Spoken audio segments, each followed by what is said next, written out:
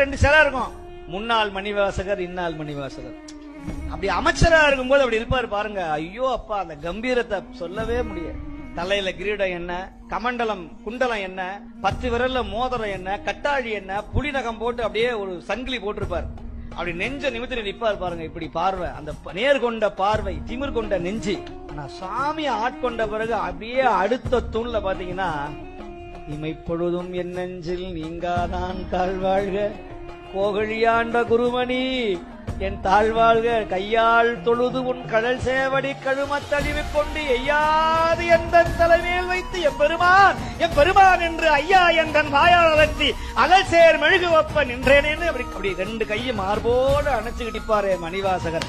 அந்த மணிவாசகரை முதலமைச்சரா இருந்தா கூட இந்த பெருமை வந்திருக்காது. ஆண்டியான் இந்த மணிவாசகரை அகில முழுக்க காட்டினான் எங்கள் சிவன். வேறுபட்டவன் சிவன்.